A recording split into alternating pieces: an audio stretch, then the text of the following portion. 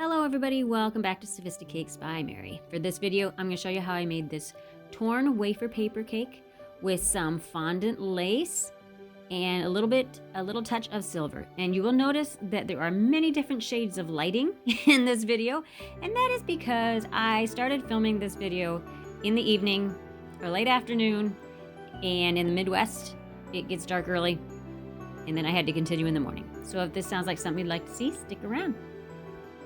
So first I'm going to show you how I made this 3-layer cake a little bit taller by taking my layers and cutting them directly in half. That way you get twice as many layers of filling, and it can make your cake a little bit taller. And I like to level these and cut them in half by just holding my hand in one position, tucking my elbow into my side, and kind of letting the turntable do the leveling for me. And there we have all of our different layers. I'm just using a little buttercream on a board that is a little bit bigger than the cake size itself, and I'm just using the buttercream to fill, as well as do the crumb coat. And I like to use a piping bag to do my fillings, and that is actually a thickened dam buttercream around the filling, which means the first part that I pipe around the outside is a little thicker with a little bit more powdered sugar than the buttercream in the middle. Now I lost track of what I was saying. Anyway, I'm going to do this through the entire cake, making sure to keep your sides level as you go.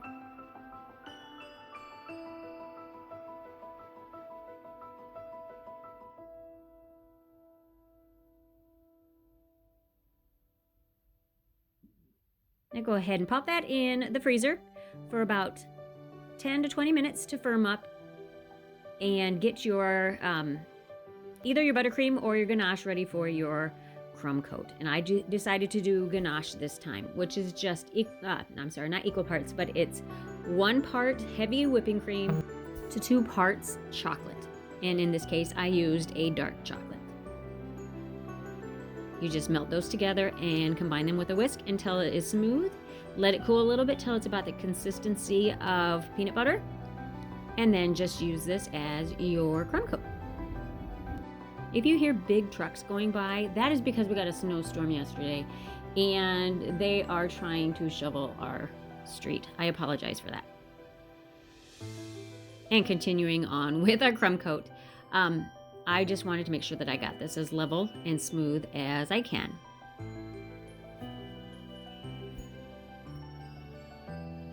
I really like to have those crisp corners. Whether you're going to see them or not, I know they're there. And here I'm showing you that I actually did need my fondant, and I was going to show you how I put the fondant on the chilled crumb coated with cake, but you will see that I lost that footage, or it wasn't recording and I thought it was. So just pretend that you saw me put that fondant on there. It went on really well too, and I was hoping to show you that, but what are you gonna do? So I have these lace molds. They're silicone lace molds. And what I'm doing is I'm just going ahead and putting some fondant into the mold, working it into all the crevices, kind of pulling it away from the sides a little bit so it's not thick on the edges, and removing that thick part from the middle. You could use a knife if you prefer. I just happen to like that tool. And then do 2 pieces. I ended up doing 4 altogether.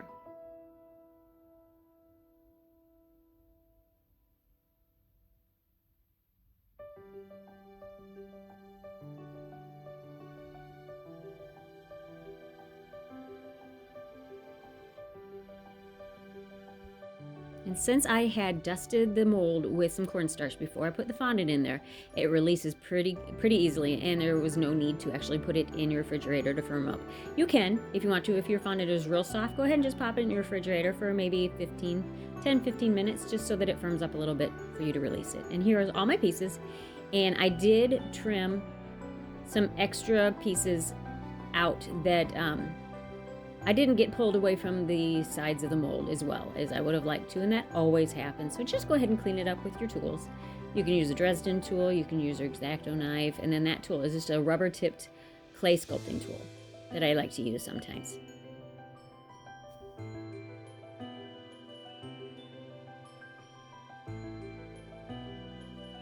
Now here's that magically fondant covered cake. Wouldn't that be nice if it just was covered? Just by merely thinking of it. And it's starting to get a little darker in the bakery. But you'll just have to pretend like it's nicely lit. So I just take my wafer paper and I am just ripping it in long pieces. Now these are going to be way longer than I need, but I will trim them down. And here I'm cutting an angle on the bottom so that, because I wanted them to go at an angle, diagonal across the cake there. So I just cut that bottom part off ahead of time. You could do it afterwards, after you place it if you want to, but I just kind of like to have them all at the same angle before I even apply them. And I used a little bit of piping gel on the fondant just to get it to stick. Water alone will make your wafer paper warp a little too much. I didn't mind that it got a little bit of a ruffled look to it, and that just kind of happens sometimes. And I was aware of that, so I just allowed for that to happen.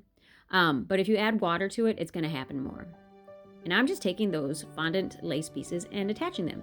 And I did go back in and use the same mold and found the individual little flower sections and put little balls of fondant in those so that I had some individual little lace flowers just to add a little extra touch to the lace pieces. I do this around your entire cake.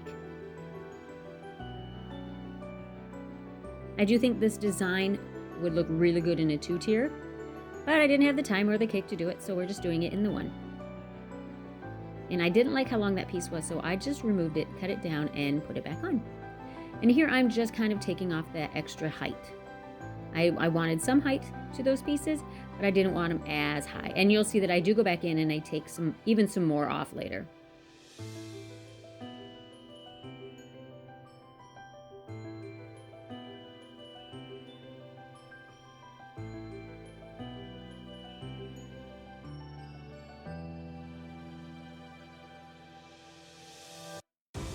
And to add some of the silver, I added some silver dragées to kind of go along with the whole painting the silver on the tips of the torn wafer paper.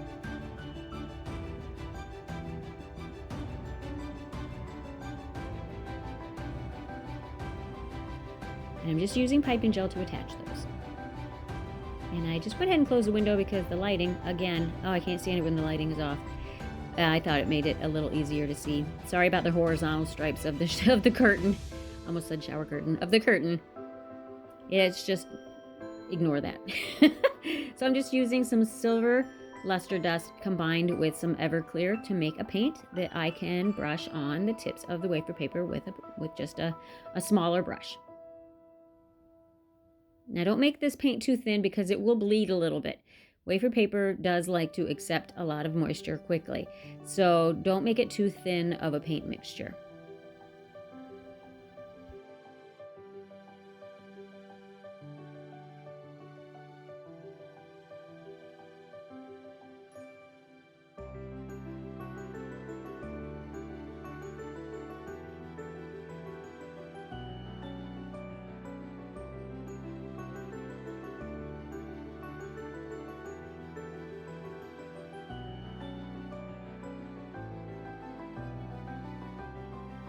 And just like that, it's morning.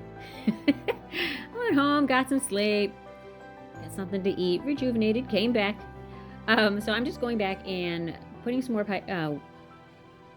wafer paper pieces in. While thinking about it overnight, I felt like it needed a little bit more to make it a little bit more cohesive of a design. So I did just the same thing and just added some pieces in between the pieces that were already attached. And I did use a little more piping gel on those little end pieces around the bottom just to get them to tuck in because they wanted to fan out. And that can happen very easily. Just use piping gel as kind of your glue. And now I'm going to go ahead and get some flowers. I'm using some silk flowers to decorate this cake, and I wanted it to be a little taller than the stem of the flower, so I just used a piece of floral wire and some floral tape, and I just kind of made a makeshift stem out of that. And to get the flower attached to the cake, I just cut a straw to the height of the cake, put the straw in first, and then I just place the flower inside, well, all of the flowers, and I use some of this eucalyptus also, and then some little white filler flowers. And they're all going into that same straw. If they're moving around too much on you, you can put a little piece of fondant inside of that straw to kind of anchor them in place a little bit better.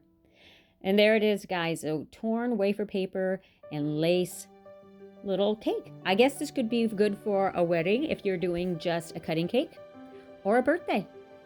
Anything you want, really. So thank you guys so much for taking the time to watch my video. And if you'd like to watch some other videos, go ahead and click on the link to one of these other videos shown here.